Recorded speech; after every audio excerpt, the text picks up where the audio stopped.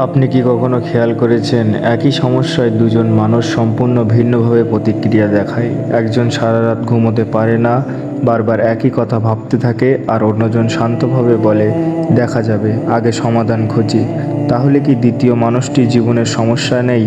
আছে, কিন্তু সে একটা জিনিস বুঝে গেছে, টেনশন আর চিন্তা এক জিনিস নয়।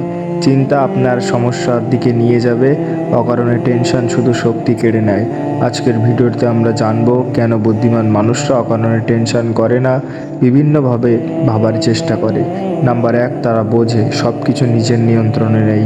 বৃষ্টি থামাতে পারবেন, অতীত বদলাতে পারবেন, সব মানুষের মতামত নিয়ন্ত্রণ করতে পারবেন না। তাহলে এইগুলো নিয়ে সারাদিন টেনশন করে কী লাভ? বুদ্ধিমান মানুষ নিজের শক্তি ব্যয় করে শুধু সেই জায়গায় যেখানে তার কাজ সত্যিই কিছু পরিবর্তন আনতে পারে। নাম্বার 2, তারা সমস্যাকে ভয় পায় না, তথ্য হিসাবে দেখে।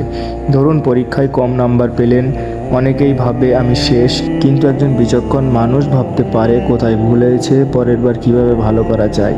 একই ঘটনা, দুই ধরনের চিন্তা, ফলও দুই রকম। নাম্বার 3, তারা জানে টেনশন সমাধান নয়।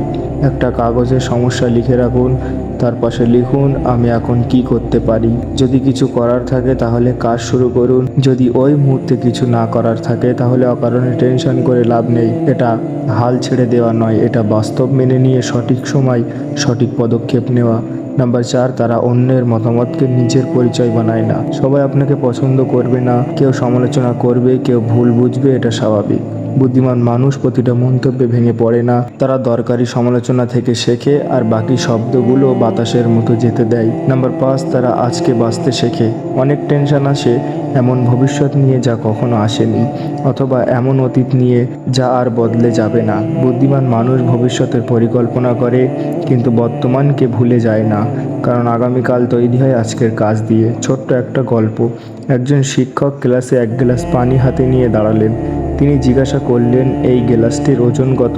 শিক্ষার্থীরা বিভিন্ন উত্তর দিল। শিক্ষক বললেন আসল ওজন গুরুত্বপূর্ণ নয়, আমি যদি 1 মিনিট ধরে রাখি সমস্যা হবে না, এই 1 ঘন্টা ধরে রাখলে হাত ব্যথা করবে, সারাদিন ধরে রাখলে হাত অবশ হয়ে যাবে, কিন্তু গ্লাসের ওজন তো একই থাকে। পার্থক্য হলো আমরা কতক্ষণ ধরে রেখেছি তার উপর। তিনি বললেন টেনশনও ঠিক এই গ্লাসের মতো, কিছুক্ষণ ভাবা দরকার হতে পারে, কিন্তু সারাদিন ধরে রাখলে সেটা আপনার শক্তি কেড়ে নেবে।